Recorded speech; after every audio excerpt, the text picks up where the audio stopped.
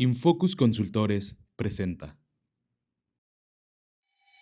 Este episodio es presentado por Espinosa de los Monteros, Seguros y Fianzas. Con una larga trayectoria, reconocimiento y experiencia, somos tus socios en protección empresarial, contando con alianzas en más de 40 aseguradoras y afianzadoras del mercado. Nos distinguimos por nuestra transparencia y compromiso en cada paso del proceso, siempre fomentando la cultura de prevención y protección. Comprometidos con nuestros clientes, te acompañamos en todas las etapas, desde la identificación, diseño e implementación de un producto o cobertura hasta el proceso de reclamación por siniestro. Descubre por qué gran parte de las mejores empresas del país confían en nosotros. Espinosa de los Monteros, Seguros y Fianzas. De Seguros, responde. Para más información, visita www.seguros.mx. Sergio, bienvenido a Ganar Podcast. Gracias por aceptar mi invitación. No, muchas gracias, Hilde. La verdad que encantado, orgulloso de estar aquí y pues esperamos que podamos aportar algo a tu amable auditorio, a tu audiencia. Estoy segurísimo que sí. Ahorita platicábamos fuera de cámaras. Eres un empresario muy ocupado, con una agenda muy apretada y la neta me siento muy contento que estés aquí. Estoy bien emocionado. Quiero arrancar con algo leve. Antes de entrar en temas de negocios, quiero arrancar con algo ligero. ¿Por qué te dicen Pío? Platícame la anécdota que hay detrás. Porque es parte de mi infancia ese tema. Antes se usaban, no sé si ahora se usan todavía, los famosos cachorones. Cachorones le llamamos que era una pijama con un cierre aquí y era desde los pies hasta el cuello, ¿no? No sé qué pasó en mi casa o si le regalaron a mi mamá muchos del mismo o no había otro color y me compraban puros amarillos. Entonces, ya empezaron mis hermanos a darme carrilla, como decimos aquí en Sinaloa, con el tema de que parece pollo, y mi papá también les ayudaba a la carrilla. Y de ahí nace el Pío. Yo desde que tengo uso de razón, crecí con el Pío. ¿A quién se le ocurrió ese apodo? Pues empezó, como te decía, empezaron diciéndome que parecía pollo, que parecía pollito, que no sé qué, por el cachorrón amarillo. Y acabaron apodándome Pío. Así se quedó el tema. Me imagino que Pío, y con ese tema así se me quedó. Lo curioso fue que mi papá después nunca me dijo Pío, mi papá. Después me dijo Sergio toda su vida. Y un día que estábamos en el despacho, yo de pasante, estaba en tercero de carrera en la Ciudad de México. Yo estudié en la Universidad Panamericana. Y pues no había ni celulares, ¿no? Entonces me hablaron la extensión donde estábamos los pasantes. Eran como 10 escritorios en el salón. Y descuelga uno de los pasantes y me dice, oye, ¿está Sergio? Entonces era mi papá. Y este pasante voltea y me dice, Pío, te hablan. Entonces, cuando contesto, me dice mi papá, medio molesto, ¿cómo que te dicen Pío en ese despacho tan prestigiado? ¿Qué? Bueno, papá, pues tú me lo pusiste. Tú abonaste ese apodo. La verdad es que cuando te vas de la preparatoria a otra ciudad con alguien que hizo la prepa contigo, ya te molaste. Ya es muy complicado que no se entere la gente de cómo te dicen, etcétera. ¿Y así te dicen? ¿La gente te dice Pío? Así me dice la gente. ¿Te gusta que te digan Pío? Pues nunca me ha disgustado. O sea, es parte me conoce más por Pío que por Sergio, de hecho. Entonces, obviamente nunca me disgustó. Así crecí, se puede decir. Tengo tu permiso entonces para hablarte de Pío. No hay problema. Por supuesto que sí. Muy Adelante. Bien. Excelente. Oye, para ir entrando un poquito en materia, antes que nada me disculpo porque no sé nada de agro ni de agricultura, pero antes de entrar por ahí, Sergio, platícame qué hacías antes de ser empresario en la agricultura. Entiendo y leí por ahí que eres abogado, Sí. que empezaste trabajando en un despacho, pero platícame qué hacías de joven antes de ser agricultor y que la gente te ubique ahorita como agricultor, el director de la agrícola. ¿Qué hacías antes? ¿Cuáles eran tus aspiraciones? Pues mira, en la preparatoria yo estaba, es cuando empieza ya a madurar la idea de qué vas a hacer, ¿no? ¿Qué piensas hacer?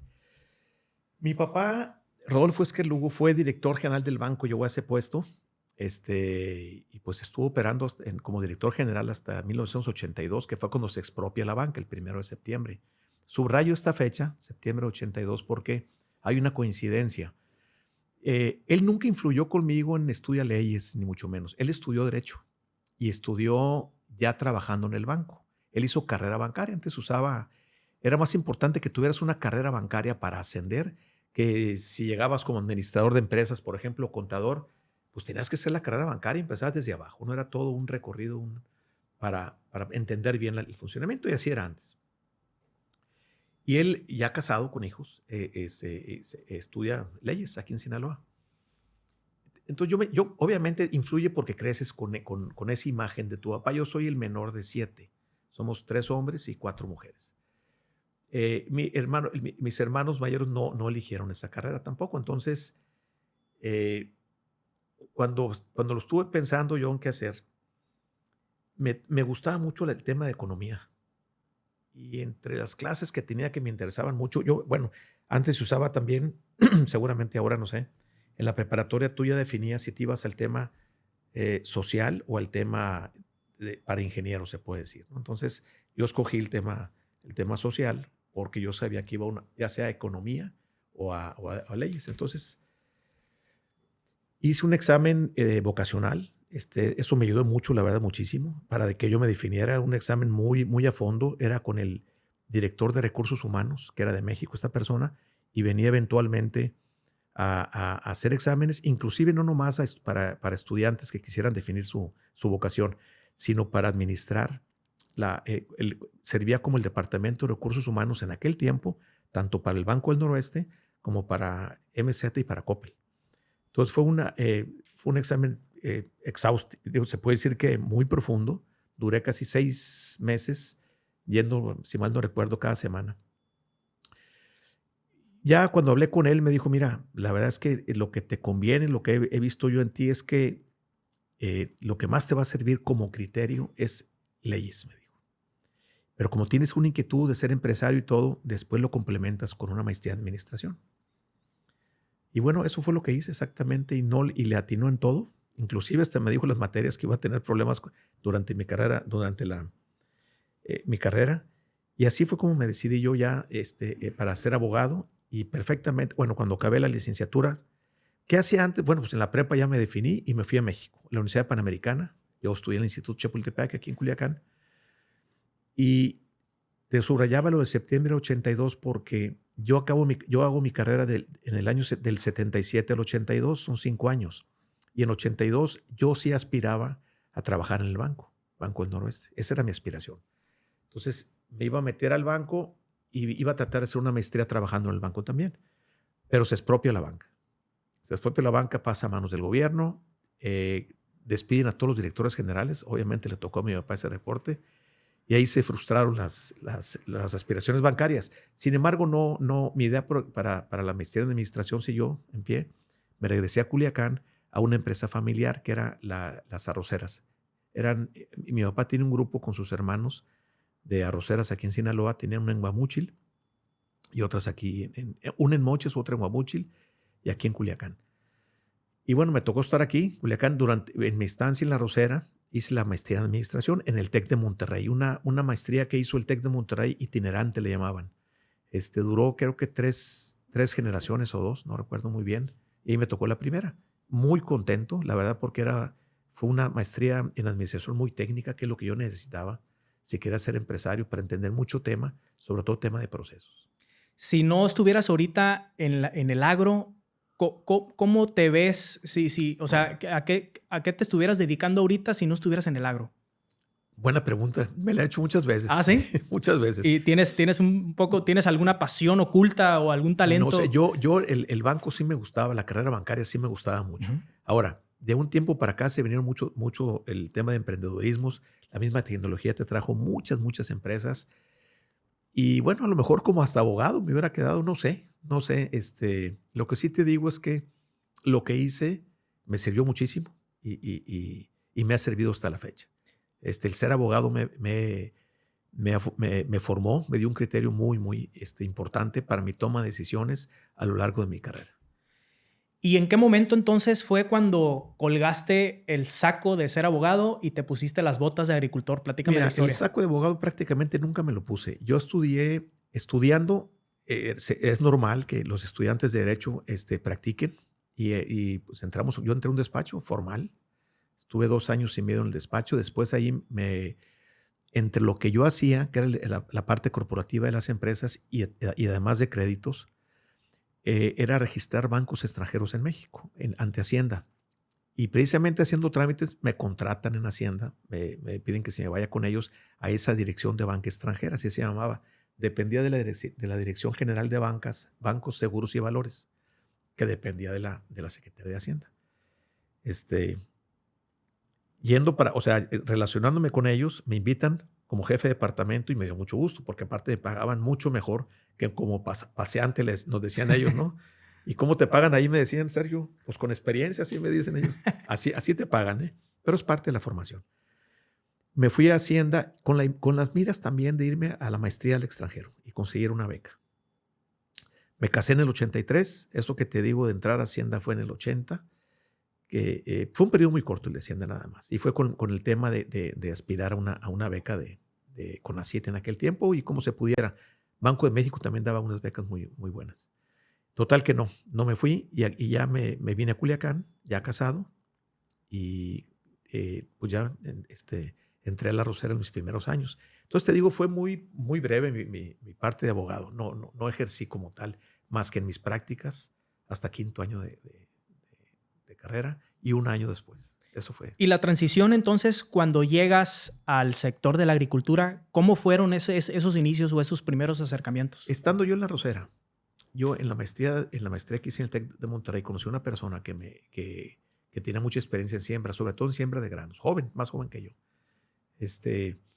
Y con él hice un primer proyecto de siembra de arroz, obviamente, para que yo como arrocero, como industrial arrocero, pues tenía la facilidad de acopiar ese arroz, ¿no? Entonces iba a complementar el negocio con la siembra de arroz. Ahí nos fue más o menos. Y se conjugaron 2 cosas, fíjate, fueron unas circunstancias muy, muy, muy específicas. México entra a un tema de la OMC, se empiezan a liberar aranceles y se empieza a terminar ya el famoso proteccionismo que tienen los países, sobre todo en materia de alimentos y en muchos temas, no nomás de alimentos, ¿no? Entonces, entramos al GATT también y había unas reglas de aranceles ya muy diferentes al México que vivimos hasta el 78, digamos hasta los 80, 90.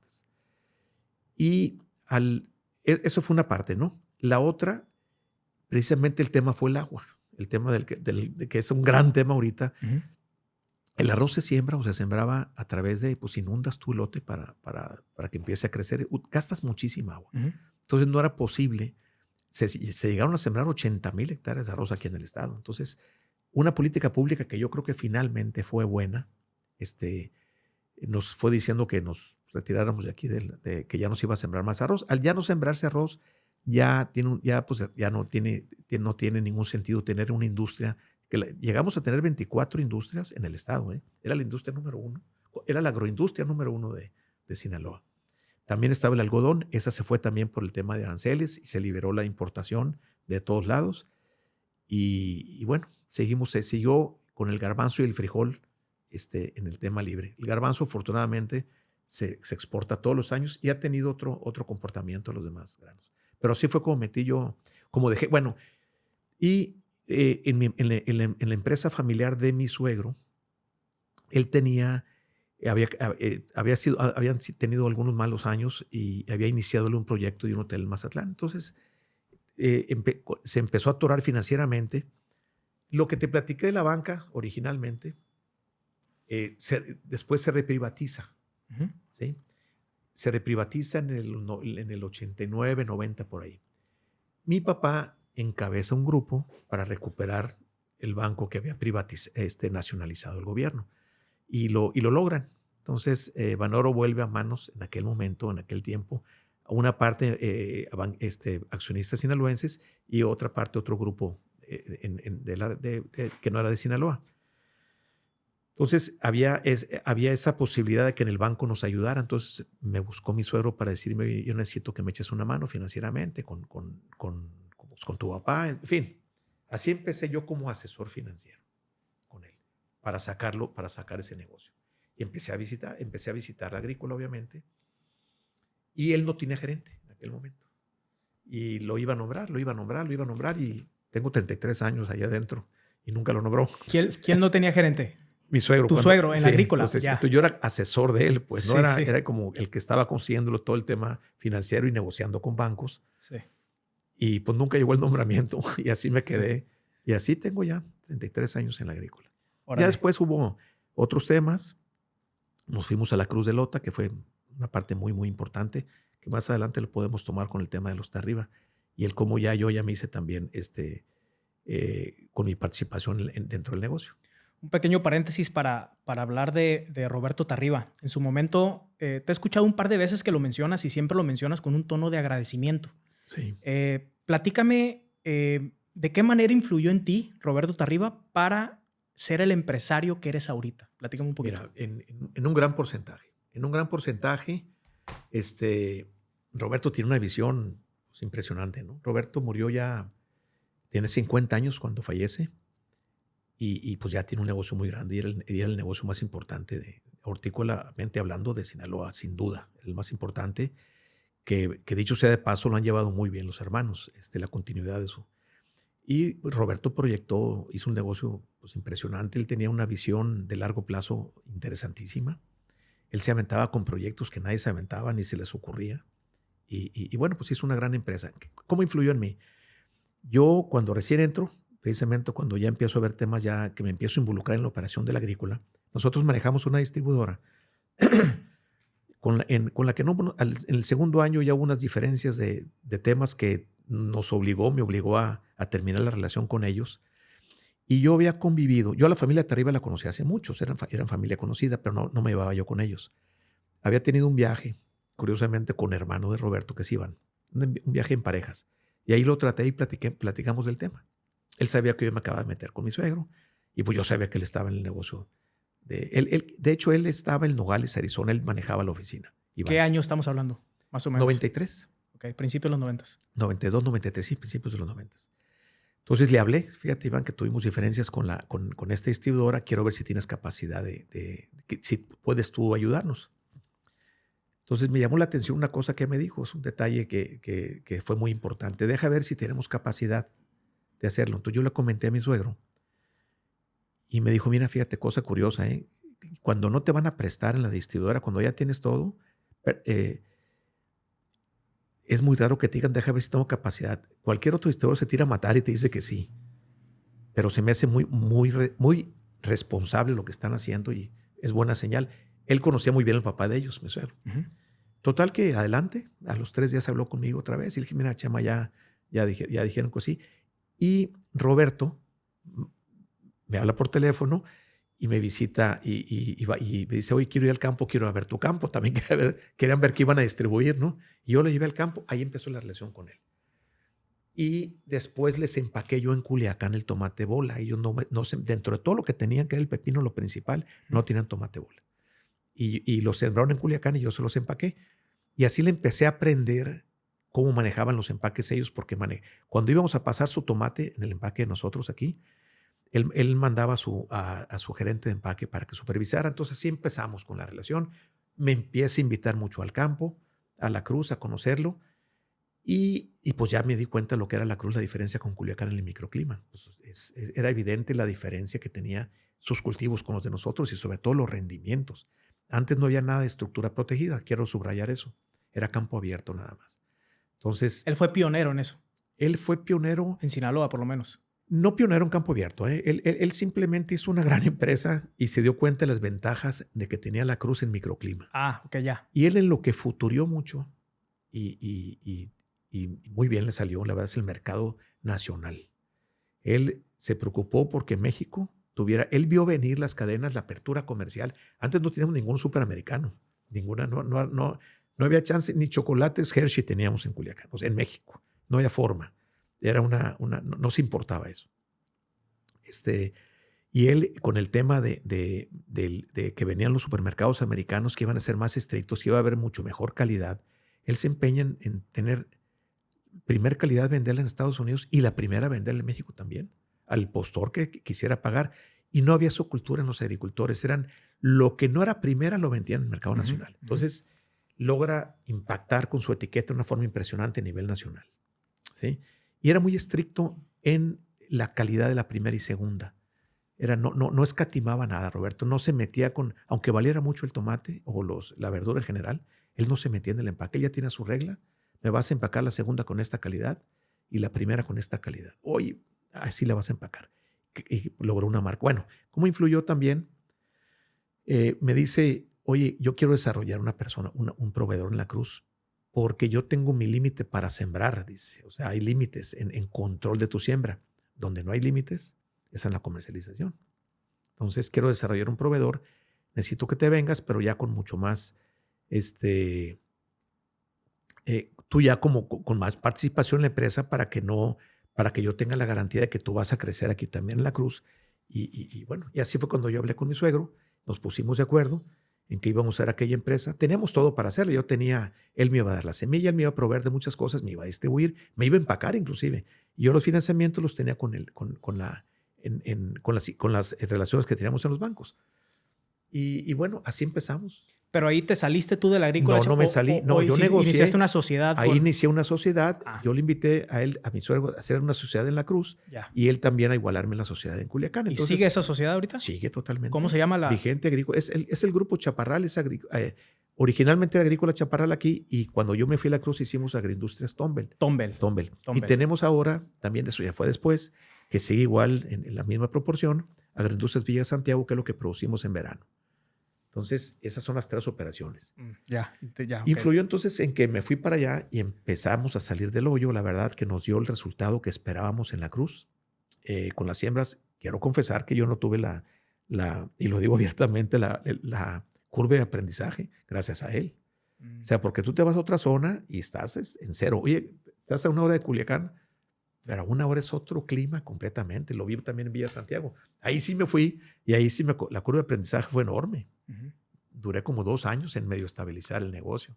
Acá en la Cruz, el primer año que nos fuimos, desde donde renté, en fin, me facilitó absolutamente todo.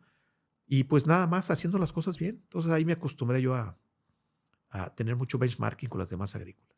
Obviamente yo no conocí a Roberto Tarriba, pero todas las historias que he escuchado de Roberto lo describen como un gran líder, que él fue un gran líder. Tú que lo conociste de cerca, ¿qué lo hacía tan especial su tipo de liderazgo? Finamo. Somos una institución financiera 100% mexicana con más de 15 años de experiencia, líderes en crédito empresarial y arrendamiento puro. Nuestra presencia a nivel nacional nos permite impulsar empresas de todos los giros y tamaños, adaptándonos a sus diferentes necesidades financieras. Conoce nuestros productos. Crédito capital de trabajo. Obtén líneas de crédito para distintos usos. Crédito construcción. Impulsa desarrollos inmobiliarios en cualquier parte de la República. Arrendamiento puro.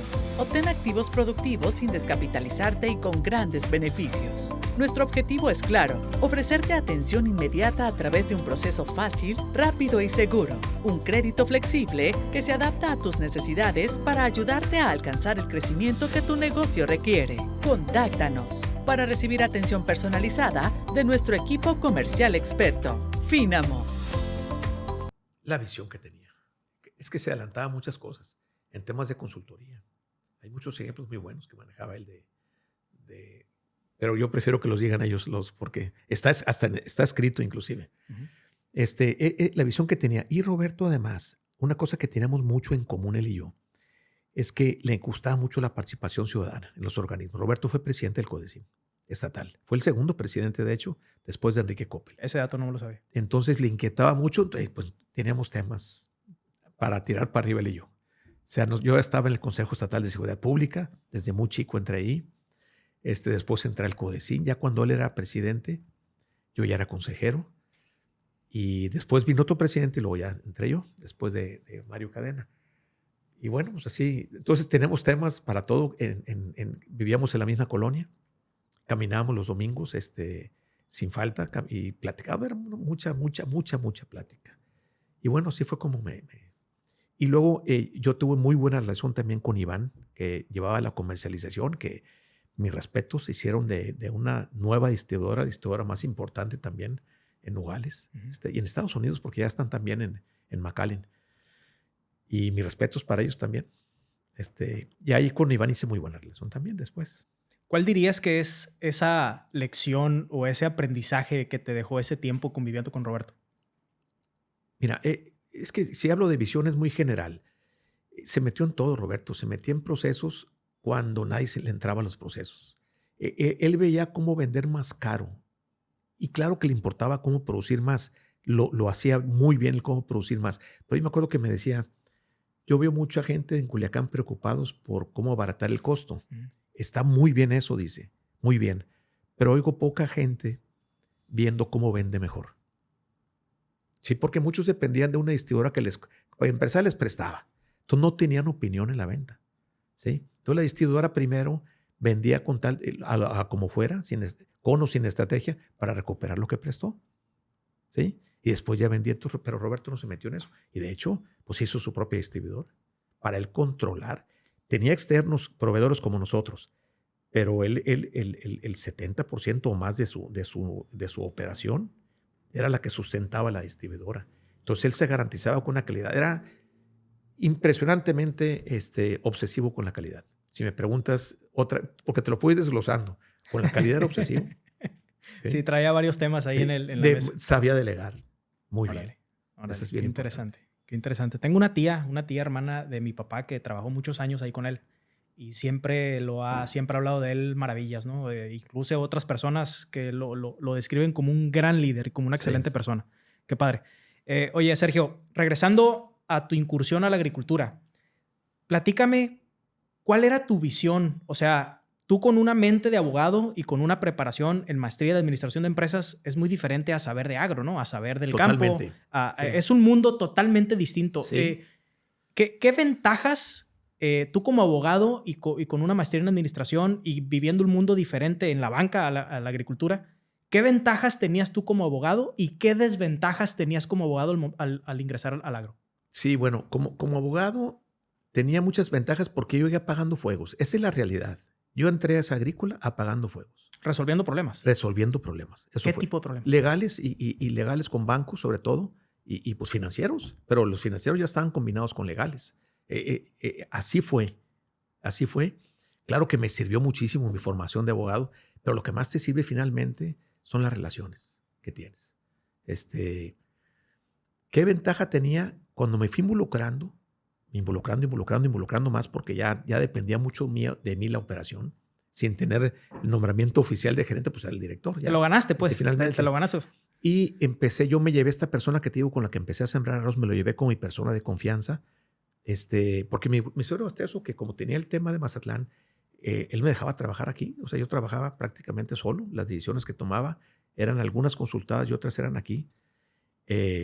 Localmente, digo, con la gente que yo tenía, ¿no? ¿Qué ventajas tenía?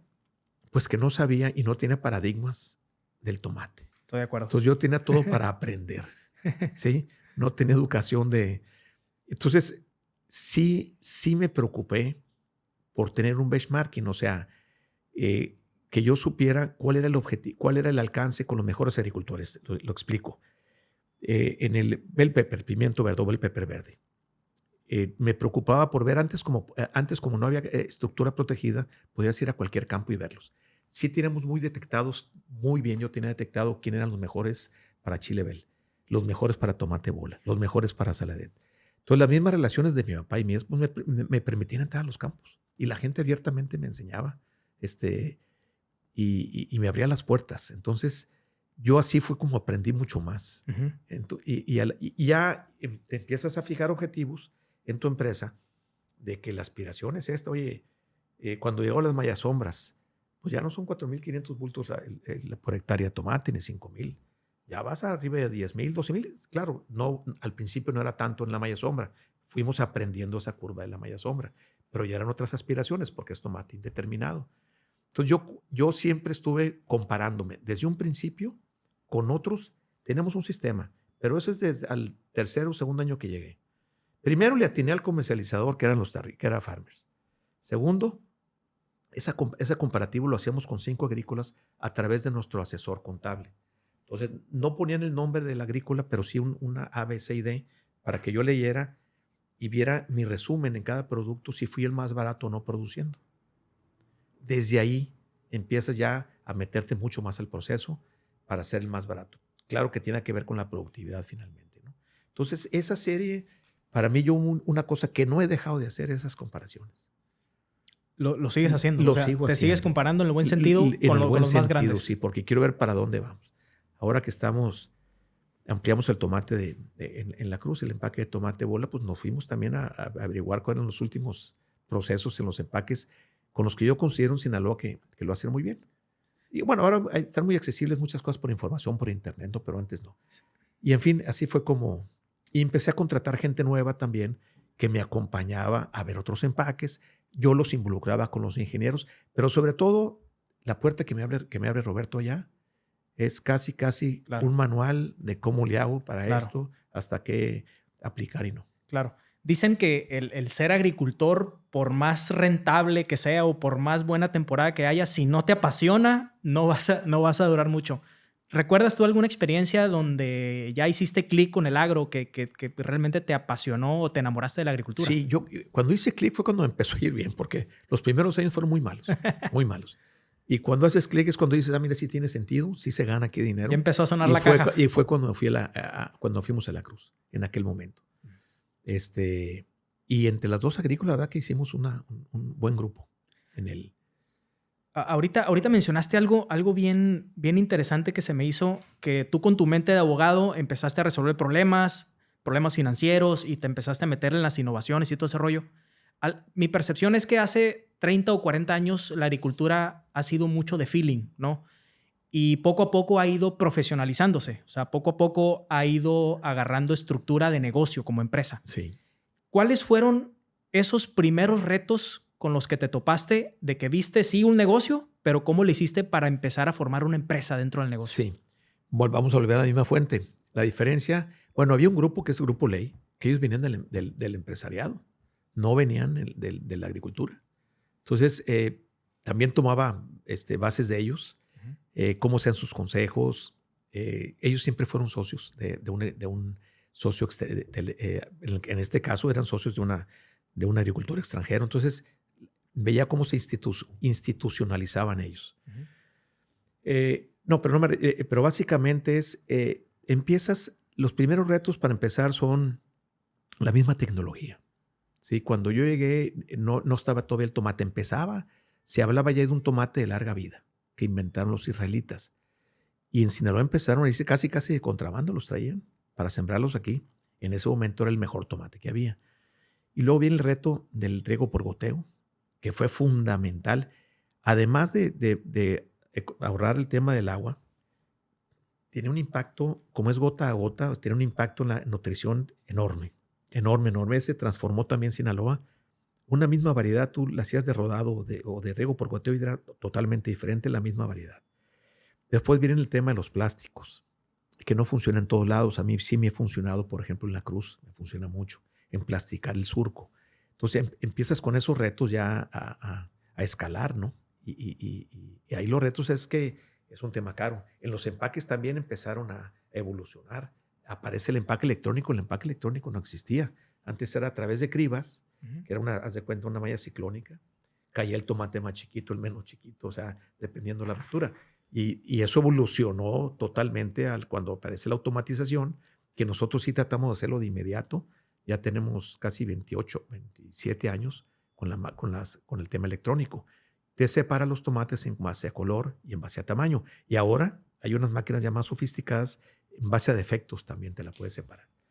Entonces vino todo ese boom en la tecnología. Y un reto que yo tuve, que se me hizo importante que haya tomado esa decisión, es precisamente hice con Roberto una como comisión, un grupo que le llamamos Ecoagro, que nos juntábamos para tratar de darle una diferenciación a nuestro tomate por reglas de inocuidad que ya se venían, reglas sanitarias que ya se veían venir. Entonces con él la formé, precisamente éramos como 12 agricultores.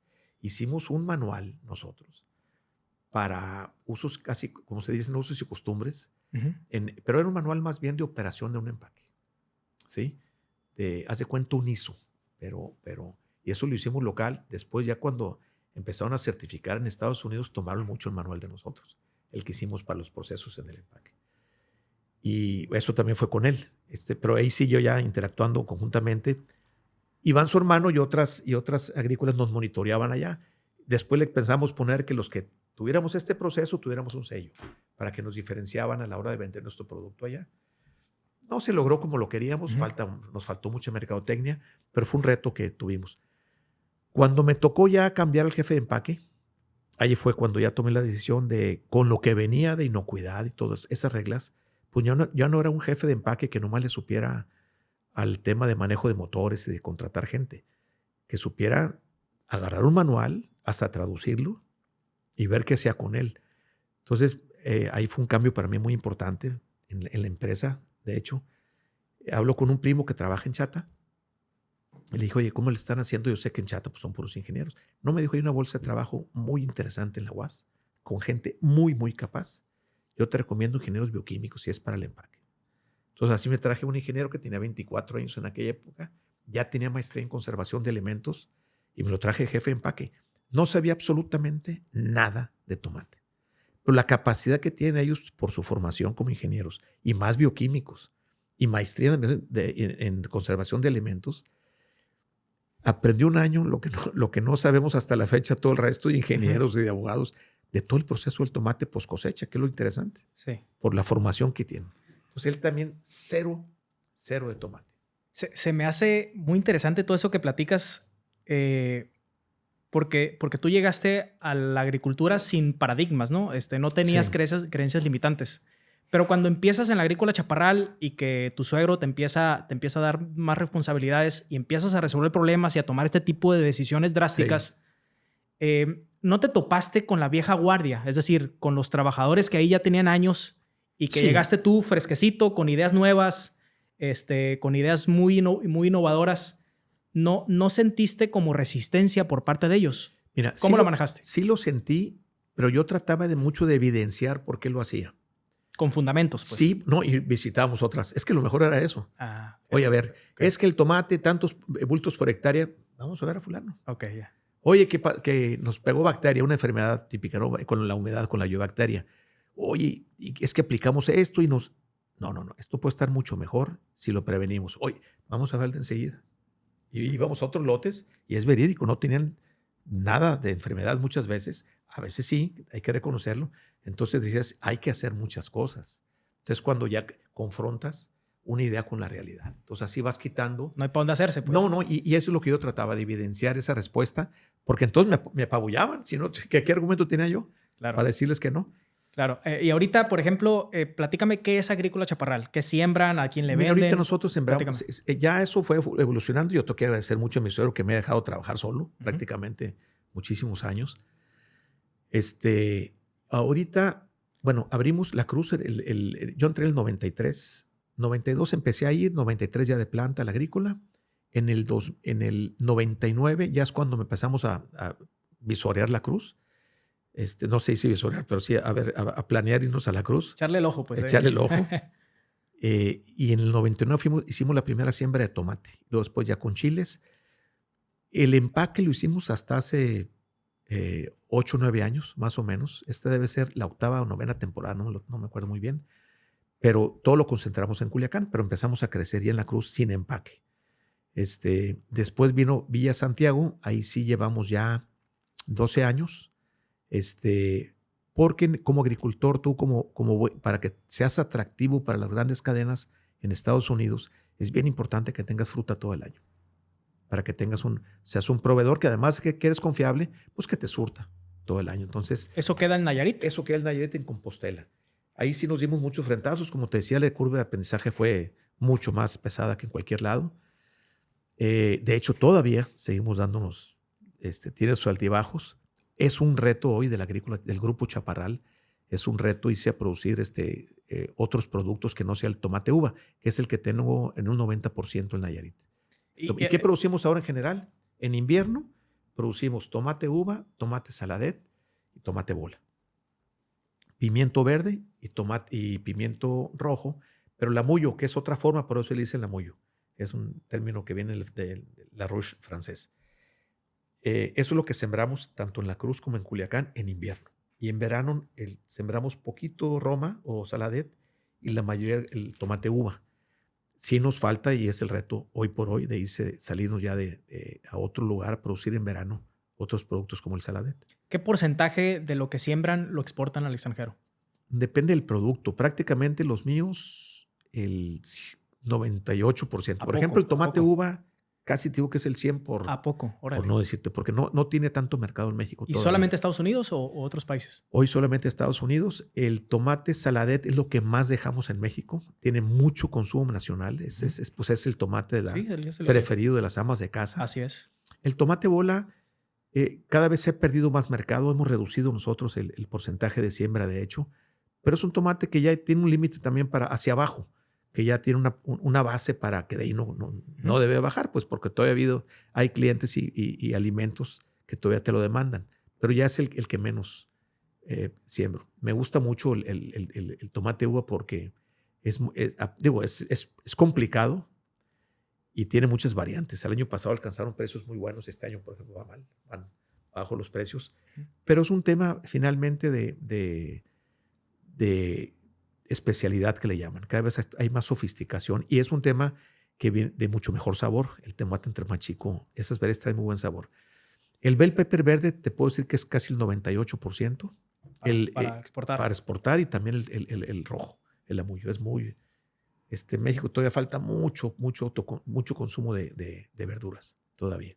Y en este crecimiento, diversificación y creación de nuevas empresas y todo este rollo, ¿qué es de lo que más te sientes orgulloso del Agrícola, del Grupo Chaparral? Pues de formar el grupo que formamos. Y bueno, y también tuvimos pues la idea, hubo una idea también de se hizo un estudio. Yo cuando fui presidente de la Comisión de Investigación y Defensa de las Hortalizas, CIDH, que es el brazo hortícola de CADES. Ahí nos nació al Consejo la inquietud de hacer un estudio en Estados Unidos sobre dónde está el valor agregado, dónde lo estábamos dejando, porque nosotros teníamos un promedio de venta de tomate, y ya cuando llegamos a comprarlo al anaquel en el súper americano, veíamos que era otro precio, pues, ¿no? Entonces, si llega un precio de la caja, por darte un ejemplo, te voy a dar un ejemplo así de números redondos, ponle que un bulto de 25 libras lo vendamos a $10, supongamos. Ya el precio por tomate, muchas veces, por libra, perdón, ya pudiera ser hasta $30. Entonces, caray, pues ¿dónde están de los 10 a los 30 la diferenciación? Uh-huh. Entonces mandamos a un estudio con la Universidad de Arizona y arrojó cosas muy interesantes. Muchas se van en flete, pero muchas se van en valor agregado que los mismos intermediarios hacen. Los puntos de venta tienen mucho que ver, la logística.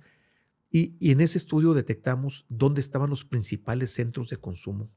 Obviamente está el está lo que le llaman la zona de Chicago, el Midwest. Uh-huh. Está el sureste también, donde está Texas. Bueno, Texas un poquito más para acá, pero lo que es Florida y esa zona.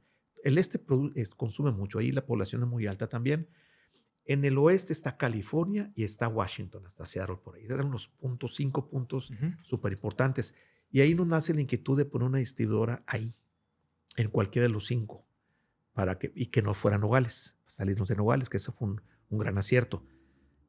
Ya se ve, obviamente ya tenemos la ventaja de la carretera nueva de Mazatlán-Durango, que te permitía con el flete llegar más cerca. Pero aún así lo íbamos a hacer sabíamos cuáles eran los puntos de consumo.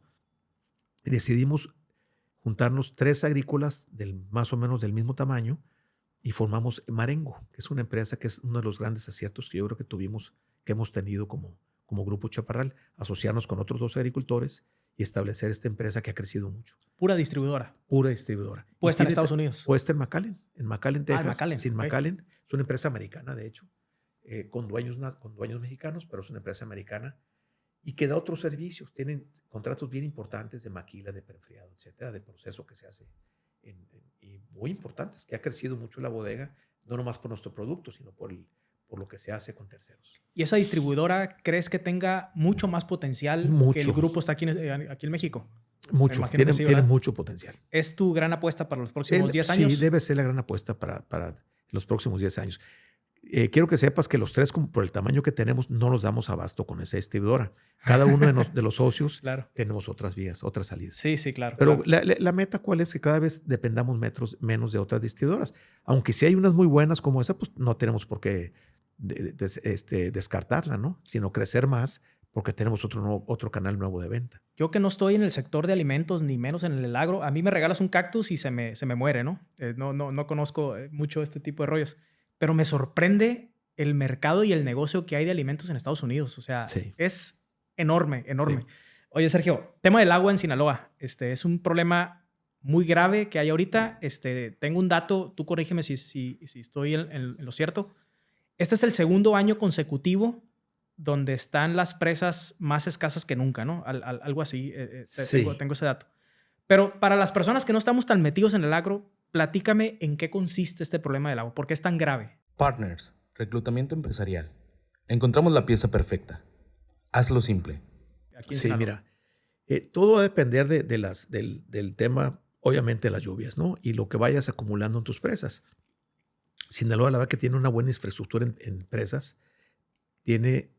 Nos falta muchísima tecnificación en el sistema de riego, por supuesto. Pero desafortunadamente, bueno, hay también mucho que hacer en las presas que ya tienen más de 50 años, que ya están prácticamente, hay que desasolvarlas. Hay que hacer mucho trabajo porque cada vez se van asolvando, le decimos, y su capacidad va decreciendo. Pero, en fin, es lo que hay y es como se miden actualmente, ¿no? Entonces, la escasez, la incidencia menor de lluvias de los últimos años nos ha disminuido cada año, ha decrecido para el siguiente.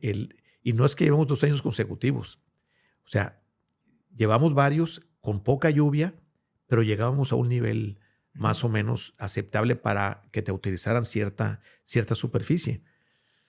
El año pasado fue un año muy apenas, pero este año de plano fue muy poco, casi cero en lluvias. Entonces, las presas nunca habían llegado a este nivel desde que yo estoy. Ahorita están en el 12.5. Sí. Por más lo que a lo mejor ya para cuando te lo esté platicando ahorita, Sí. ya están menos. Ya abajo. Ese es el promedio, fíjate, el promedio estatal. O sea que hay presas con un poquito más y hay presas con menos. Claro. Entonces, es un problema que desafortunadamente no hemos atacado a fondo.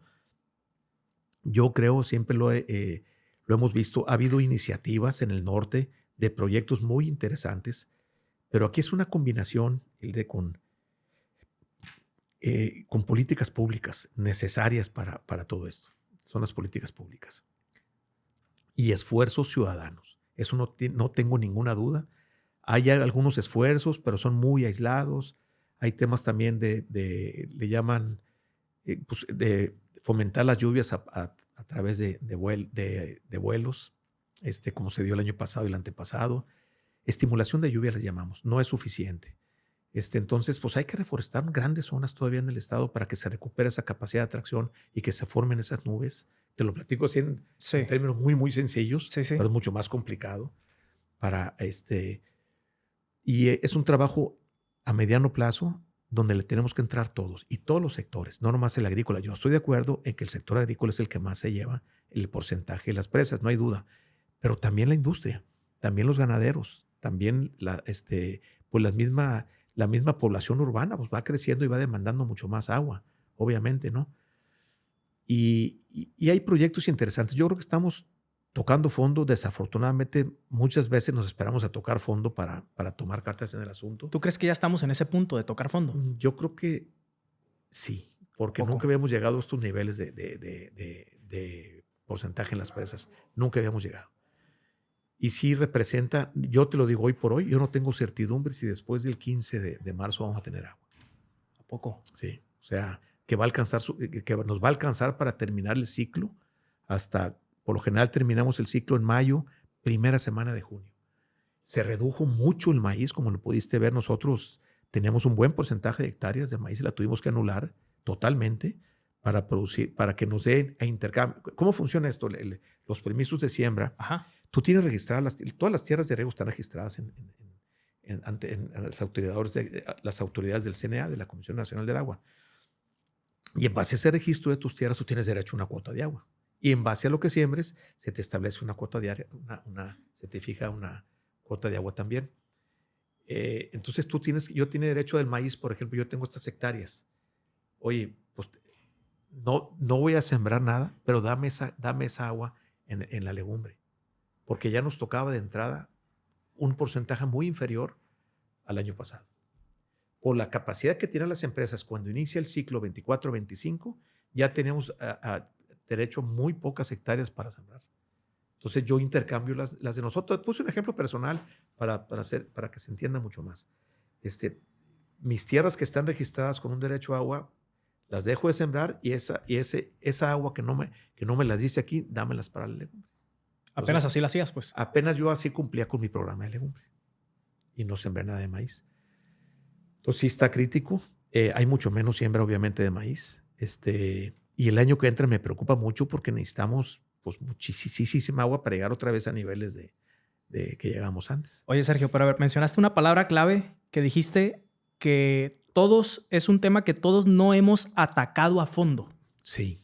¿Qué quieres decir Hacer con eso? conciencia.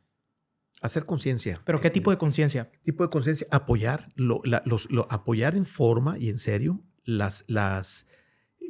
hay ¿cómo te diré? ¿Cómo te lo puedo explicar? Hay iniciativas, ahí se puede decir, para preservar todo esto y para provocar y estimular lluvias en forma natural. No me refiero nomás a las de los vuelos. Hay muchas iniciativas en Sinaloa que no se han apoyado como deben apoyarse. Entonces trabajan muy despacito por falta de recursos. Uh-huh. De ahí le tenemos que entrar nosotros, sociedad, y le tiene que entrar el gobierno. Y seguramente, si ven una cosa organizada, le van a entrar fundaciones a nivel internacional. Porque sí hay fundaciones a nivel mundial que tienen fondos, inclusive a fondo perdido, como le llaman, fundaciones, uh-huh. para el tema del agua, para el tema de la administración del agua. Entonces, para el tema ambiental en general, pero tiene mucho que ver el agua. Yo creo que hay mucho que hacer ahí. Te digo que estamos tocando fondos porque ya estamos, por ejemplo, en la Asociación de Agricultores, ya se están viendo temas de ya irnos con alguna fundación que tenga ya la expertise, con los técnicos, y empezar ya con unos programas en forma y con recursos. Pero ya ustedes por su cuenta, pues. Por nuestra cuenta, Por lado privado, que 100%. seguramente que el gobierno nos va a tener que apoyar finalmente. Entre otras cosas, este gobierno en principio trae mucha preocupación por el agua, porque no es un tema nada más de Sinaloa, es un tema de toda la República Mexicana. Uh-huh. La actual presidenta sí está preocupada porque ella vivió el tema del agua del Distrito Federal, que ellos también tienen un problema en la Ciudad de México. Okay. Entonces, en fin, es un tema nacional. Y, por ejemplo, en un escenario ideal, ¿no? Si hubiera el recurso y si hubiera las influencias, ¿cuáles serían esas medidas para quizá resolver casi por completo este tema del agua en Sinaloa? No, por completo no lo vas a poder resolver. Necesitas tú promover que regresen las lluvias a Sinaloa. Y es a través de... Ese es el factor principal. Ese es el factor y es a través de trabajar en las cuencas. Hay términos muy técnicos ahí Sí, para... Ok. Oye, Sergio, platicábamos fuera de cámaras sobre la inteligencia artificial, ¿no? Sí. Está revolucionando muchas industrias, pero Sí. platícame, ¿cuál es tu visión de la inteligencia artificial en la agricultura? Mira, hay mucho que hacer como en todos lados. Y así como hay muchas aplicaciones en la medicina, lo voy a comparar con la medicina, Uh-huh. porque finalmente nosotros trabajamos con plantas que son seres vivos, sin ser humanos obviamente, Sí. ¿no? Pero son seres vivos. Se enferman porque hace frío, porque hace calor, porque hay humedad, que son las típicas enfermedades que vienen de fungosas, como le decimos, cuando hay mucha humedad. Se enferman porque hay plagas, porque les entró un virus, como el ser humano se enferma como le entró un virus. Entonces, hay mucho que hacer con inteligencia artificial para la toma de decisiones. Necesitas una tecnología también para provocar esa data que le llaman la Big Data, que son todos los datos o los elementos que necesitas para tener unas buenas decisiones a través de la inteligencia artificial, que ya existe, de hecho. Por otra parte, ya se trabaja en drones, Uh-huh. que a través de un sobrevuelo de campo abierto ahí, ¿no? En drones yo no conozco todavía que te detecten a través de infraestructura protegida, pero sí debe haber dentro de la estructura protegida que hagan sus valoraciones. Ya existen y ya te mapean ellos. Te dicen, mira, en este tomate que tú tenías aquí o en este maíz que tú tenías, en esta parte ahí se ve la escasez del agua en las plantas y te lo ponen a través de colores, que son los que... Esa es la tecnología, pero ya aplicando a la inteligencia artificial, que ya vas más allá a la reunión de datos Uh-huh. para la toma de decisiones, pues hay muchísimo que hacer. Para prevenir, para aplicar entomológicamente, para aplicar lo que tengas que aplicar para evitar enfermedades y también la parte de nutrición, o sea, lo ideal de cómo está la planta, lo que necesita la planta y qué se tiene que aplicar, y se automatiza todo eso. O sea, va a cambiarlos. Pero además nosotros como empresa tenemos que evolucionar también nuestros procesos. Y de hecho es un reto que yo le entré, tengo 2 este año de la convención que hicimos en el Grupo Chaparral en agosto del 24. Nos pusimos la digitalización de la empresa total, incluyendo el tema de inteligencia artificial. Si me preguntas, no tengo mucha idea todavía, pero sí hemos tratado de sembrar la inquietud en todo el personal directivo de la empresa y que toma decisiones, en todos, la inquietud de que exploren lo que es, por lo pronto, la inteligencia artificial. A manera personal, para su uso personal, para luego... Que se interioricen, para ya establecer después ya, ahí sí, seguramente vamos a contratar a un consultor, que hay bastante buenos para eso, con un nivel que el que requiramos nosotros, ¿no? Básico, pues, para empezar. Sí, para empezar, y esto no tiene vuelta. No tiene vuelta y es parte de mi programa en este año. Órale, no, interesante. Y ahorita mencionabas que estás cursando un curso en el IPADE, algo así, y sí, que todos los casos, casi la mayoría de todos los casos, traen incluida. Estoy haciendo la continuidad del IPADE y pues de 4 o 5 casos, 3 tienen que ver con inteligencia artificial. Oye, Sergio, te he escuchado también que eres una persona, un empresario muy cercano a las universidades y a las instituciones. Constantemente estás tomando cursos, tienes el IPADE, la UP. He escuchado que tu empresa la has abierto para que vengan consultores, coaches para mejorar la empresa. ¿Por qué para ti es tan importante seguir aprendiendo y seguir actualizándote? Es la forma de mantenerte vigente en todos los sentidos. No hay vuelta de hoja. Yo hice el IPADE, hice la maestría del 79 del 89 al 91, más o menos.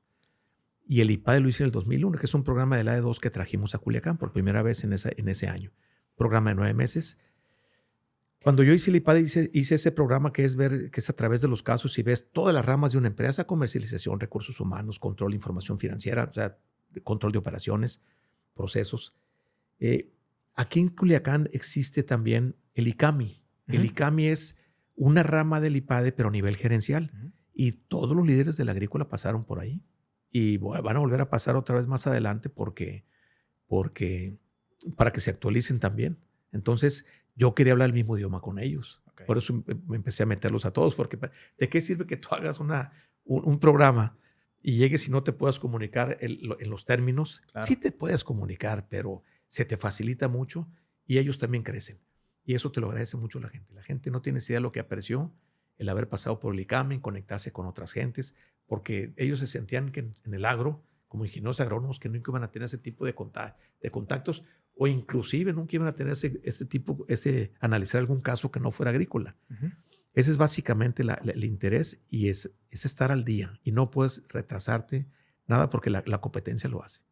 La competencia nunca duerme, ¿va? Nunca duerme. Nunca duerme. En todos estos cursos que has tomado y estas actualizaciones que las mantienes tan constantes, ¿hay alguna metodología o algún aprendizaje en específico que al aplicarla en la agrícola o en el grupo haya hecho un cambio positivo que tú recuerdes? Sí, mira, bueno, lo que me ha servido mucho a mí la delegación, en la agrícola yo sí considero y te puedo decir que sí hemos desarrollado líderes.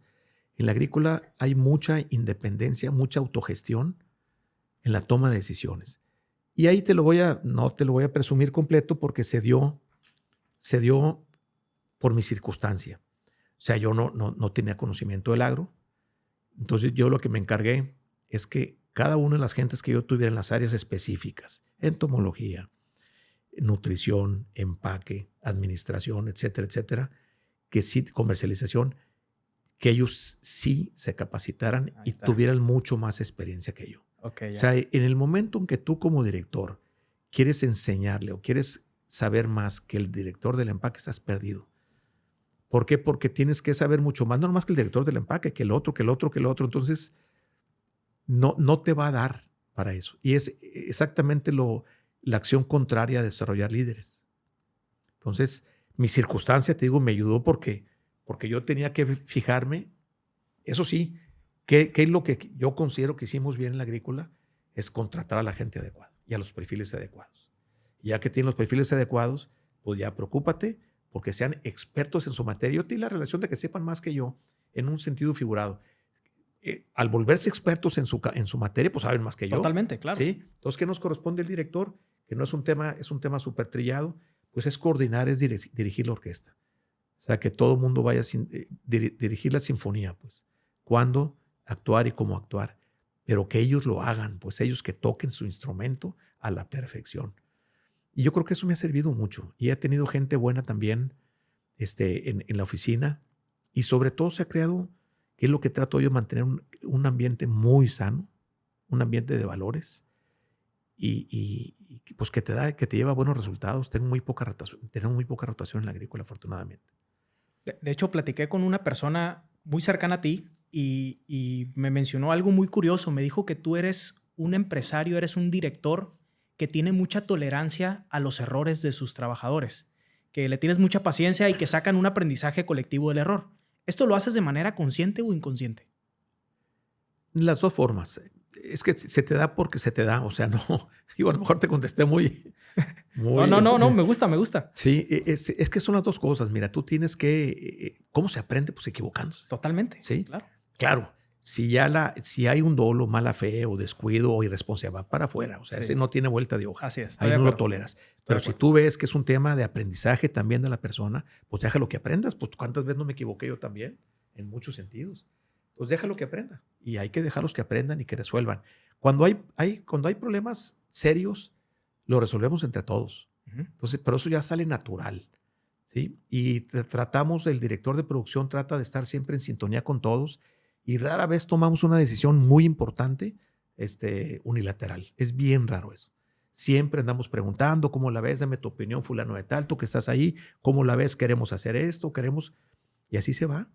Hay decisiones que se me van que yo quisiera que sí hubiera entrado yo, porque a veces no te puedes ir al extremo de la autogestión, ¿eh? O sea, no te puedes ir de que ya definan todos ellos. Siempre todas las decisiones de la empresa, por más pequeñas, el tamaño que sea, tienen que ir siempre dirigidas a la estrategia, encarriladas con la estrategia y con los objetivos de la empresa y con el modo de tomarlas también. No son decisiones al garete. Pero las decisiones de inmediato, si las toman ellos, pues es como... Pues para eso están, ¿no? Sí, para eso están. Sí, para la pues operación sí, no, del sí, día. claro. Y lo que me comentabas ahorita, sí, metemos consultores que nos dan, eso se lo aprendí mucho a Roberto también, te dan mucha idea y vienen con cosas de otras empresas y con cosas diferentes. Yo me preocupo mucho por los procesos, por ejemplo. El proceso te beneficia en muchos sentidos y te hace crecer, te permite crecer con menos errores y mucho más eficiente la forma de crecer. Y claro que aquí no todo es proceso. La agricultura es como te decía ahorita, son seres vivos, finalmente las plantas, y están sujetas a todas las inclemencias de los diferentes climas. Entonces es muy variable eso, y al mercado también americano. Mencionaste ahorita algo muy interesante, que tú te has enfocado en desarrollar líderes. Sí. Platícame más de eso. Esa es la clave de tu empresa. Tú te dedicas a eso y te van a salir bien la mayoría de las cosas. Y vas a poder estar viendo y analizando otras cosas que no lo pudieras hacer si estás inmerso en la operación. ¿Sí? Entonces, tienes un papel, obviamente, estás a través de tu información y reuniones, estás al tanto de tu empresa. Pero si te metes en la operación, ya no viste otras cosas que vienen a futuro. Y lo que está sucediendo en tu medio también, y atender otros temas de crecimiento. Ahorita mencionaste que no tienes tanta rotación de personal. No tengo. ¿Cómo detectas? Bueno, de hecho me dijeron otro dato. Al investigar tu caso, me dijeron que tú tienes muy poquita, casi nula rotación de personal a nivel directivo y a nivel gerencial, ¿no? Sí. Cuando muchas veces esas personas están buscando otras oportunidades en empresas transnacionales, pero las personas están fijas contigo. ¿Cómo detectas a un líder? ¿Qué te fijas en ellos? ¿Qué características buscas en una persona que te reporte directamente a ti? Lo primero sí tiene mucho que ver con la formación que tengan. Sí tiene que ver con de dónde viene, en el sentido de la universidad, no tanto el nivel de universidad, no. La carrera que tienen y su nivel académico sí para mí es muy, muy importante. Y la otra es la capacidad, el hambre de crecer. Eso se percibe en la plática, y en el primer mes de trabajo. Tú lo vas viendo. O sea, Y ahí vas, ya cuando le ves, vas viendo eso, pues vas apoyándolo cada vez más y pues ya el proyecto ya lo apoyas, lo vas apoyando porque vas viendo que se está cumpliendo lo que tú más o menos viste y que te dijo es la persona cuando tú lo contrataste. Yo trato de ser, en los puestos claves, de ser muy meticuloso en la contratación. Muy, muy meticuloso. ¿Tú Sobre te metes todo, a la contratación? En los puestos claves me meto mucho. O sea, entrevistas y todo. Sí, con toda entrevista.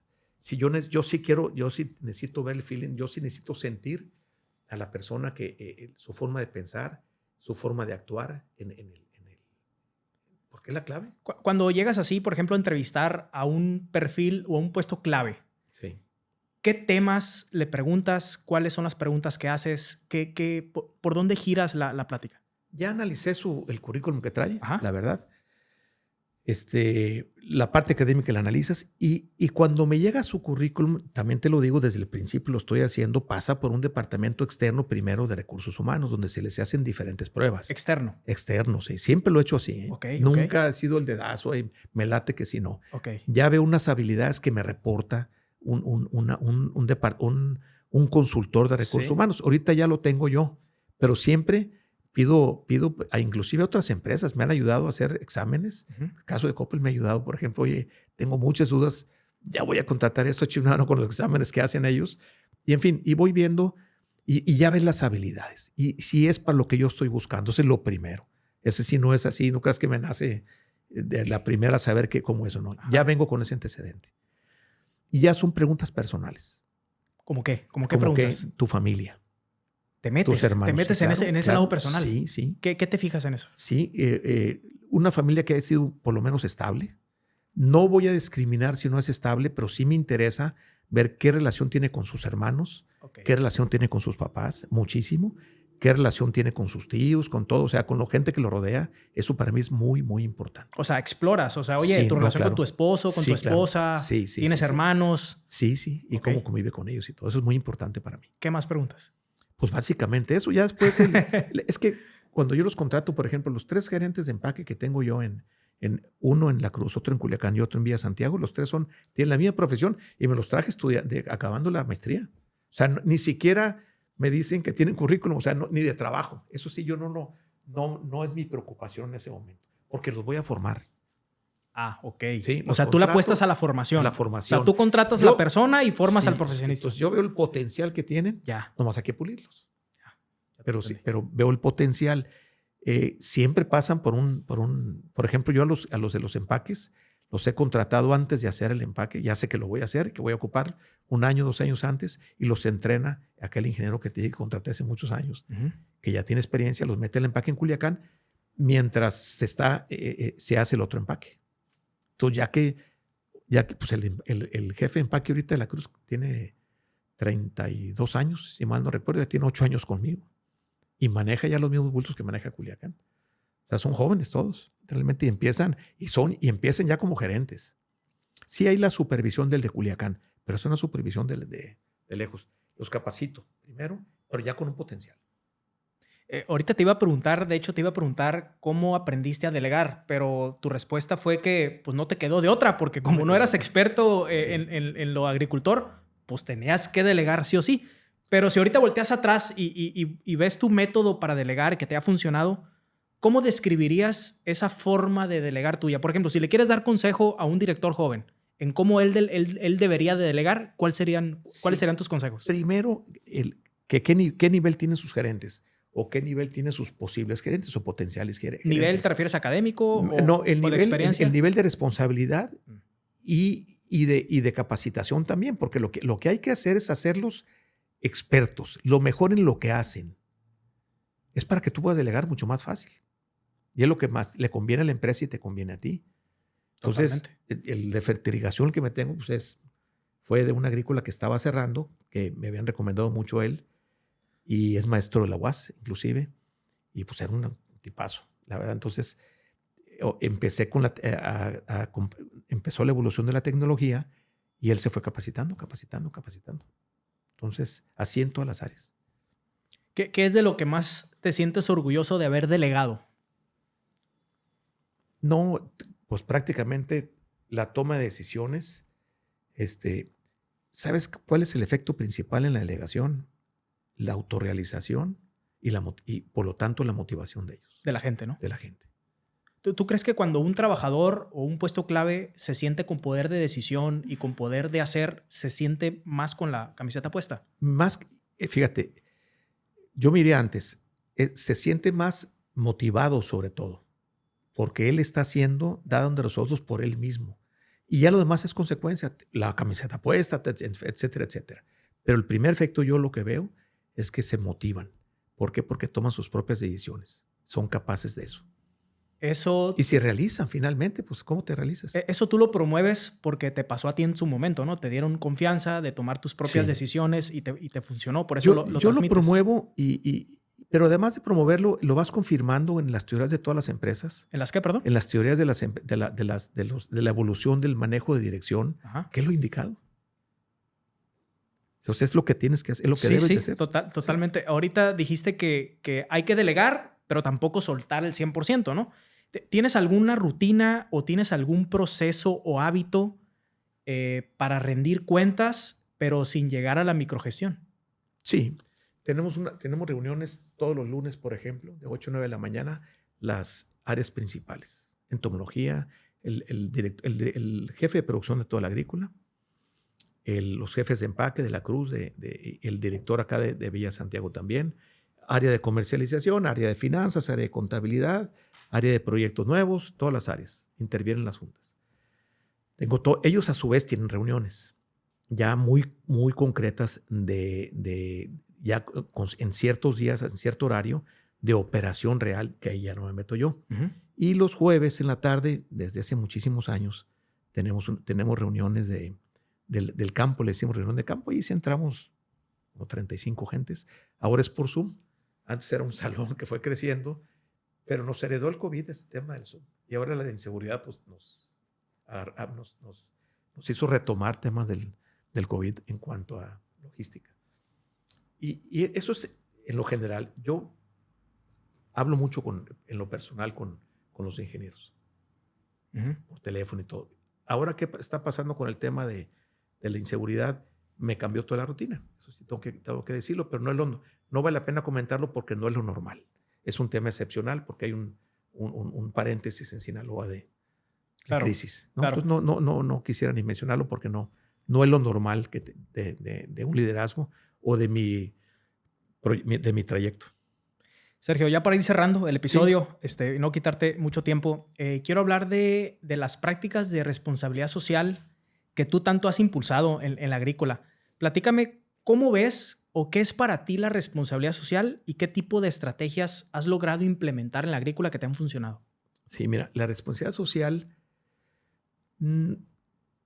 te lo puedo decir abiertamente, es un tema que yo empecé a ver porque nace en México el tema de responsabilidad social. Lo vi primeramente como una información que me llegó de fuera. Empecé a analizar lo que significaba. Y en aquel tiempo tenía yo la idea de que iba a ser una gran diferenciación en tu producto si le entrabas o en tu empresa. La verdad el tema me convenció. Un tema también dije, bueno, económico también. Si la empresa de nosotros se hace socialmente responsable, va a tener ya otro estatus y va a ser una mejor empresa, más reconocida. Entonces tu producto va a tener mejor tu gente tiene mejor desempeño, tu producto va a ser mejor, lo vas a vender mejor, vas a beneficiar a la empresa, a los accionistas. Bueno, esa es la percepción original. Pero realmente es mucho más allá de lo que yo pensé. ¿Por qué? ¿Por qué? Porque abarca áreas, tienes que estar bien. Son 4 áreas básicas las que tiene la responsabilidad social. Es tu medio ambiente, y resulta que en las agrícolas tenemos especialmente temas de medio ambiente, temas desde agroquímicos que aplicamos, temas de conservar el agua que gastamos, que consumimos como agricultores a nivel estatal. Y pues temas ambientales tienes muchos a nivel agrícola. Hay productos que ya no debes de usar, que ya no están autorizados. Eres responsable que tu gente que está en entomología vaya súper protegida para que no tenga ningún tipo de contagios o contaminación, intoxicaciones. Entonces, son temas ambientales que abarcan muchos, ¿no? Los ambientales. El otro tema es con tus proveedores. Es un ganar-ganar. También incluye responsabilidad Claro que social sí, con proveedores. Sí. Nunca lo he escuchado. No, sí. Sí, lo incluye. Entonces, ¿es medio ambiente, proveedores? Cuanto medio ambiente, Te proveedores. interrumpí en proveedores, ibas a decir algo. Debía de empezar por tu personal, el trato que tú le das y el compromiso que firmas con tu gente para establecer ciertos, sobre todo valores de tu empresa, cómo nos vamos a someter a esos valores. Y un cuarto, ninguno es más importante que otro. Yo creo que el del personal yo lo destacaría mucho en medio ambiente. El otro es tu comunidad, que sí me es muy interesante. En el área que estés, ayúdala y haz algo por esa comunidad. Y bueno, hay proyectos que se apoyaron en un momento en Villa Juárez por estar cerca de muchas agrícolas, una iniciativa que tenía la familia Cárdenas, el ingeniero Cárdenas, Daniel Cárdenas. Sí. En fin, te di un ejemplo sí muy básico de cómo la responsabilidad que tenemos para mejorar una comunidad. Entonces, esas son las 4 áreas. ¿Me la repites? ¿Es ambiente, Sí, proveedores? es medio ambiente, relación con proveedores, ¿Comunidad? Tu relación con tu comunidad y tu personal. Personal, Tu claro. compromiso con el personal. Personal, claro. Pero eso no es nada. O sea, así empieza esto. Nosotros ya tenemos casi en este tema, Chaparral ya tiene creo que 25 años. ¿Qué es lo interesante? Que no es una cosa que te ganas o que te certifican y listo. Ya quedó. Te lo tienen que renovar Todos cada los año. días. Entonces, eso va pasando a formar parte. Si no da resultados, tiene que formar parte de la cultura de tu empresa. Y ya formar parte de la cultura de tu empresa es ya no tener reglas y qué decirles. Ya está en el ADN de que así son las cosas en esta agrícola. Eso nace, es un tema internacional, de un cambio de objetivo, ¿no? Se puede decir porque en las empresas antes beneficiaban y se preocupaban al 100% por los accionistas. Entonces, oye, ya no nomás son los accionistas los importantes. Claro, sí. Está esto, está el otro, está el otro, está el otro. Entonces tú ya compartes ese beneficio, no nomás con accionistas. Entonces es el tipo de responsabilidad que genera. Ahora, eso fue evolucionando. El consumidor final ya no te ve, ya va por un producto, ya da por descartados que el producto está muy bonito y quizás sabroso.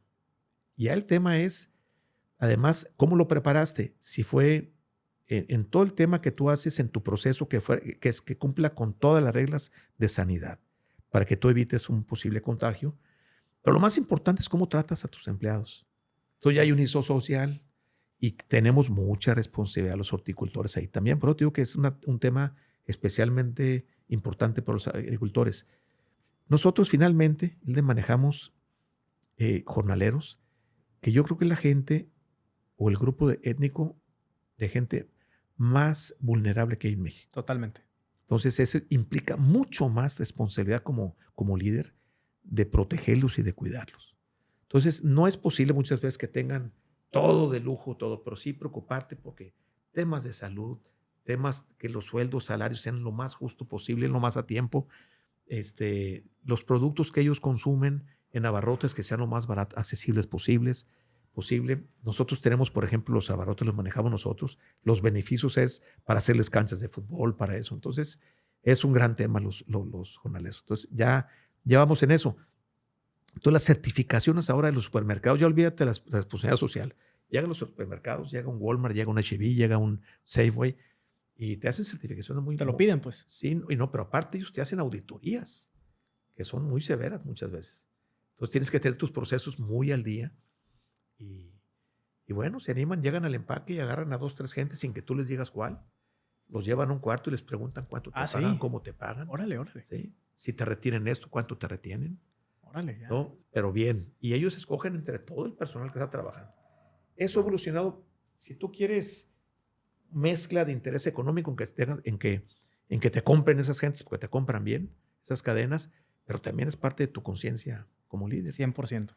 Y bueno, pues ahí vamos en eso. Esa es la importancia y la seguridad de la empresa socialmente responsable. Hablando de eso, Sergio, tú los últimos años empezaste un nuevo rol en la política, ¿no? Sí. Y por ahí quiero que me platiques la historia de Fundación Nidos. Sí. Pues viviste algo en la política, empezaste a visitar, empezaste a conocer gente y se te vino la idea de la fundación. Platícame cuál es la razón de ser de la fundación. En la campaña, bueno, te das cuenta en general de cómo están las cosas en el país. Hay muchas Pues la desigualdad es muy evidente que ha habido y que hay mucho que hacer. Como cuando te va bien, pues hay mucho que hacer por la gente que no le va bien y que tú puedas hacer por ella, ¿no? Cuando yo me metí a la política, incursioné en la campaña, pues ya lo vi más de cerca, ¿no? El Distrito 5, no obstante que es el 90 y tantos % urbano, la desigualdad es enorme. O sea, te vas desde un fraccionamiento donde tienes caseta privada y todo eso, te vas a temas de colonias, de áreas de colonias que no tienen ni luz, que no tienen drenaje, que no tienen pavimento. Entonces hay mucho que hacer. Y yo me di cuenta que lo típico en la política es resolverles el problema, pero la gente no se motiva. Me ofrecieron, yo quise, cuando que perdí el 21, me quedé preocupado y dije, voy a hacer algo de todas formas de lo que yo prometí regresar y voy a regresar a la comunidad. Y en los modelos que analicé me ofrecieron uno en México, donde tú creabas comunidades. Eso se me hizo muy interesante, ¿cómo que crear comunidad? O sea, no era el típico modelo de una fundación contra el cáncer, típico de cáncer o de escuelas, mejores escuelas, que todas son muy buenas, muy valiosas. Pero eso se me hizo muy especial. Me manda el modelo con todos los procesos, que fue lo que me gustó. Y yo este modelo lo hago, lo suelto para que lo analicen los consejeros de la asociación, de la IAP de Sinaloa, que está son por consejeros jóvenes. Y les encantó la idea de que, además de que el modelo les gustó, de que tuviera principio y fin, de que no fuera un modelo que yo quise ayudar a una enfermedad y por eso me metí, pero no lo hacen de tal forma que sea sostenible, ¿me explico? Claro, O sea, claro. Y este modelo es medible. ¿Qué es lo que hay que hacer con los demás modelos? Darle forma nada más y procesos con los que se puedan. Entonces, ¿qué es lo que hacemos? Así te lo digo en resumen. Yo hago un censo, hacemos un censo de 2,500, nos fuimos a las colonias más necesitadas, que es una de ellas la Progreso y la Buenos Aires. Entonces tú formas un nido, que le llamo yo. Tú haces un censo, que no es encuesta, ¿no? Y el censo es en 2,500 casas y tú vas detectando las necesidades y haces un diagnóstico de salud, de drogadicción, del tema educativo, el tema si están separados, si no están familiares, pero vas detectando líderes. Vamos preguntando en el set de preguntas. Oiga, ¿no le gustaría participar usted en una asamblea para que resuelvan esos problemas del parque? ¿Sí? Entonces, el que sí, entonces tomas nota. Y para mí es lo más valioso con lo que me quedo, porque sí es interesante un diagnóstico. De hecho, ese diagnóstico, como es a través de un censo, es muy válido para otras fundaciones. Me los han pedido y yo se los doy para que ellos conozcan y detecten, mira aquí esto, porque aparte es impresionante, pero el diagnóstico en seguridad o en violencia familiar puede ser bien diferente de un tramo a otro de área. Entonces, cuando detectamos los líderes, rento yo un local que se los garantizo por 2 años y medio, más o menos. Les dejo 2 promotores y les ayuda a resolver sus problemas. Y ahí es la definición o el resultado de lo que es crear comunidad. Crear comunidad es que la gente empiece a detectar el valor que tiene su casa, su familia, su área y sobre todo qué pueden hacer ellos por la solución de los problemas. Ellos. ¿En qué consiste? Bueno, si para hacer no lo pueden hacer solos, tienes que confiar en el vecino, en el otro vecino. Entonces, así se nombraron a las asambleas, pequeñas asambleas. Y vamos a poner, ¿qué es lo que falta aquí? Mucho tema, obviamente, son servicios públicos. Pues es el tema esencial de esas colonias. Oye, pues luminarias no tenemos y se nos viene una ola de inseguridad porque ni luminarias hay. A ver, ellos mismos, tú contabilizas luminarias. Entonces van y entre ellos, te toca a ti. No tantas luminarias. Oye, las calles de pavimentar, sabemos que no todas se van a pavimentar. ¿Cuáles, según ustedes? Un tramo, díganme que es básico para ustedes. No, pues aquel tramo y aquel parque. Bueno, hagan el escrito, nosotros le decimos cómo, y diríjanlo a tal persona en el ayuntamiento, y van a ir ustedes al ayuntamiento. Entonces van al ayuntamiento, presentan su escrito, y en el ayuntamiento les empieza a llamar la atención, y los empiezan a ayudar, la verdad. Entonces se han resuelto cosas que no se las dimos nosotros, que ellos las promovieron y las resolvieron. El efecto que tienen que tú ves la satisfacción de ellos cuando logran un tema de estos, no tienes idea lo valioso que es. ¿Qué es lo que sucede? Ya se tienen confianza. Entre ellos se ponen de acuerdo ¿Y los parques por qué no por qué no sobreviven? Porque les metes $1 millón, $2 millones, los pintas, les pones porterías si es campo de fútbol, les haces una pequeña una estructura, y si no hay gente que se haga responsable para mantenerlo, Estoy de acuerdo. pues olvídate, Estoy de acuerdo. se acaba el parque. Estoy de acuerdo. Eso es. Sí me gustaría tener más alcance, pero depende mucho el dinero que le metas para la promotoría, porque tú para hacer ese diagnóstico sí necesitas un equipo de gente. Ahorita tenemos 3 nidos, queremos crecer, y ahorita el tema de inseguridad sí nos frenó.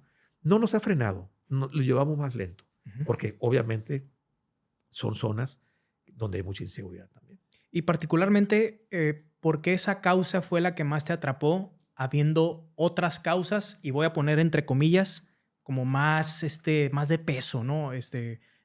Por temas de salud, o ¿por qué esa causa fue la que te atrapó? Porque esa es la solución, ese es el futuro de una participación ciudadana en todos los problemas de tu país. Ah, ya. Es la raíz del Mucho problema. más, sí, no tengo duda. Okay. Es sembrar la idea y la inquietud de que ellos pueden. Okay. Y que una sociedad te puede cambiar, te puede ordenar y te puede provocar los cambios necesarios para bien, ¿no? Como también para mal. Y es más que nada enseñarles a pescar que darles el pescado, es ¿verdad? el típico dicho. Pero sí aplica perfectamente. Totalmente aplica. Okay, totalmente. Muy bien, felicidades. No, ¿Y cuál es tu sueño? ¿Cuál es tu sueño hacia la fundación en los próximos 5 o 10 años? Ojalá que lleguemos a todo Culiacán. Bueno, se dan hasta en las mejores colonias. Las quejas, oiga, es que a los vecinos les vale gorro por estar así. Yo pensando en nidos, ¿no? Pero colonias privadas. Sí, sí. O sea, no creas que no, yo pensando, si supieran aquí cómo se pudieran poner de acuerdo. Sí. Oye, Sergio, para cerrar, ¿qué legado te gustaría dejar en la agrícola, con los empresarios, con los ciudadanos en Sinaloa? ¿Qué tipo de legado te gustaría? No, pues hay muchas metas a nivel empresarial, pues es el involucramiento también en el tema de responsabilidad social, obviamente, a las empresas. A los directores o gerentes, pues el tema de la preparación de ellos, su capacitación y sobre todo sus temas de delegación, sus desarrollo de líderes.